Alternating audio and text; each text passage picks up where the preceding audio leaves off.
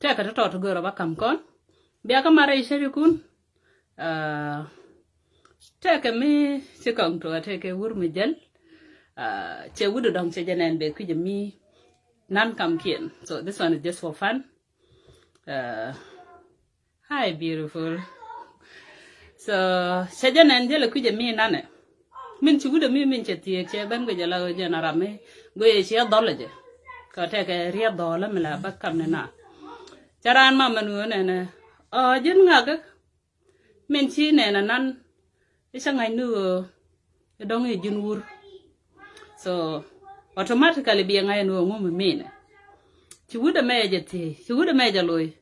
So, what years I hung up, and the mention and a nun, so I know a dong a gin shack. So you see, Ramanam Charanjo, I know a gin shack, mention Betty, Kaja Benjake wood, Chiramadong Charanjo and Menani, Naja no a dong a jingur, but mention the Chiban and a gin shack. So, Kell no more. Sometime go to abroad on Canate Laja go to be short in rate take. One day she won, Jen can alone come along. Loin she bought the neck. She one jogan one, and knock her bot.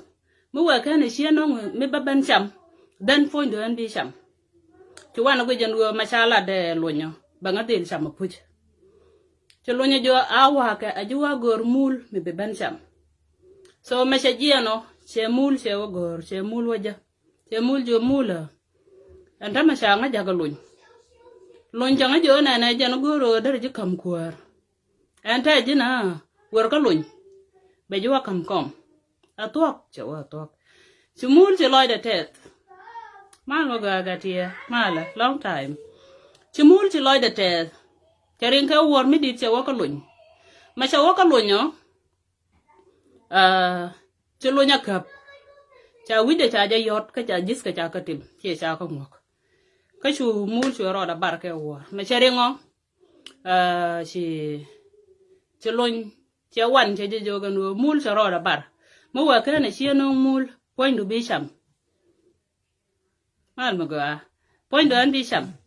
She mool, she Cholon, Chajagoran, I mean, one, Chajagoran no balojok. Be mul be jago gor che mul che jo garma ma chiro du kula barongu ka jun gor go bai kam kom che jo gan ku je de nga kam kom ma cha jis ka cha ko wo ka cha nga yot ka ya da di da dan che jo ka kum kwara men ku la gwe do ko rom wi du di ma kan jis ku ma kan ka ngok ma jis ku woi ka ko ba kum ba jala wi du bai crown min che gwe che yes it makes sense che lon jok che ben ka lon ma che ben ka lon yo cha juele cha jo ngo ka lon Masha jual ngogo, chua roda nyoka ma bara roda.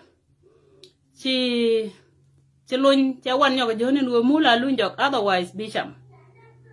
Chi mul cha lo jok, chi wan cha lo ka mul. Wah, mul gar ma ngu chi siang jagana. Jin gor go bai kam kom ku rodu lela baramo. Cha jogan jo, wah ma gor go ba kam kom de kan gor no ba sham. Cha wida yot, cha jis ka ngok. Cha jual ngok che jo jual ngok jo ko jin point shi de nyur wi kwam miti ke jual je no ba jual ba ja kon wuj bu ku le nyur wi kwam min che ja go che oh yes this one makes sense che lo ja che lo ka lo chop da ka lo chu ngok da chu ka chu ja chu ngok ma cha ngok da ngok ne cha kam wan jo mula ma wajang ala roka ka chwenda ka lojda ka ngida nong na ka nyam che wan che wa ga che wo che toro che ka wari ala ka gwa dung ti che ngit che cham che lo mo ka ara be che cham ma che ngida cham che to kong che ka no che lo nya gwi che lo nya jo ga no wan ka ngit ja na ka che wan jo no wah kwar ka jen mi dung mi te ka ngit dara lu njok na ka rew e bi ban cham e jo no mul point da te le ngit so sometimes we have friends. Tingi je an madru na modar je go na mai bi chup na mai ke je. Ka she ba goro no bi widu bi je use. So ka gwe da she ma go along. Go wo mi she ngayaran ka minem. Mi she nyo moy ke chance ra de shu diok den fi top. Ku otherwise bi tere ke mula dan en cha bala dungo telengit fini hayat. Ti rodu she no rodu. Kenai ti jek. For the ladies Most of the time, like on agora no ba con take care. Show con fiancé do, a boyfriend do. No matter, I don't know nga. But we enter a relationship. Happy Sabbath. Mal mga, mal medidi andial. Chener, Ted Lloyd ko siya ben ka siya ngaban support. So ladies, like on agora no ba con take care. A partner ni con. So sometimes you try to be you. Chujo goro no ba take care too much. Abroad kujun a jinga. Right, relationship ni siyang malakon agor, we need the missing part. Ko take a miss ko kon man, ba wat yang kon a show kon. The same as wuni, take a metel kaka bikana banja kaman. You try to be strong, try to be independent woman. So one day take a mecha kon queen, Michelle Obama, kana show the new Obama, tika wo for a dinner. Ma tika wo for a dinner oni. Chigwan hotel cha jagoro no barwai ka Michelle Obama. Cha right karan security men di no dena right on shia kwar. Cha waga. Cha ben ga shia kwar cha bala da shia kwar cha ro de je cha warwai ke wudo mo. Chikan men dar kana wala kana gwan hotel cha kana lat cha lunjok cha ben nyur. Taban ngai kono Michelle Obama shia gutu wi de ne ko jen wi de dide. Take a good advice. Ngai jamila de right take. So ma cha ben nyur cha shaw de jette cha wa ngumi chula secret mi di de long. Kamadun yana gwan hotel ba goro ba jiban wika biawa kwen gaka chue ja loy ke we mu ku jokes ni jen ke je jogan wo wallahi se jog ne ga na ram ken mala ko na takel ke university so me to kon ke university ne dan an chalwat ke je long chi shi gor ka kan long ke jak cha ja loy chaude ke rien mo nga cha ke dung ni si jagul no ne nan ante hotel me dara gula dungdu ci mu shelo bam je jo no Misha mo gane da na chala show kaga. Point de kono show da ka kondia kwarto ka America. So you see, ngaje go gwade dida. So jillan road go mi dit. Che krodo consider no you are somebody in this society or in life. Go bitogwes. So back to night kontala na moye ke keriet ti yas kana keke. You need to be active and quick. So cheteke shekel jelle kane mole daro. Majal ka kane mole dangre one ci gara dangre uchi ka ben ka gede chama di chaji jogando malo lo man mole chu man di chwe jalo ka pet chwe ka jo mal mo go lo gat ka so chaka consider no they are one of those mole. You see, sometimes it's good to be quick mijran la dor kare reader goro bi jalo je in the same way dan se jala je ke cha wa mal man mole cha wa mal mo go lo gat ka so chaka consider as ken mole to ro ti sieng mu dog sha kodre tor biel ke nyur ma cha nyuro cha te ka gar kel mi si berech ti siek che janen te nyura cha wena na turbil me ka nga en go turbil mu kat ke ni je elephant chal de to ngora chana nga jo turbil mu kat ke elephant sorry should we to ngora that's embarrassed. So che wut che jaloi che je jogano yeah turbila me jan cha jala chere kare no nange elephant ka nange mole bone. So you see it's kanu gatne te shamak right take one time che take wut jana Chinese che to ka university ka America che lat che jagor kana lat kana mal jak che wala dul wal bat che gwen wo tin jaga tika kantin go lo de jagoro baroda lip his own dul wal. So I miss you too. Yeah, charoda lip dul wal cha jagoro no ba you treat for free allow jin bi yuti ti 50 bika your pin for treatment yo mu wa kana kan min te ke jikana long ba ji loy 100 allow baje double ke yoko bi 50 bika no example take a back ci berej baje ben tweet me kan bag do kara jien ba yote jendi te konte ci to bakal waje la kwor. So ci would kel when and yes it's a good chance to make money to what well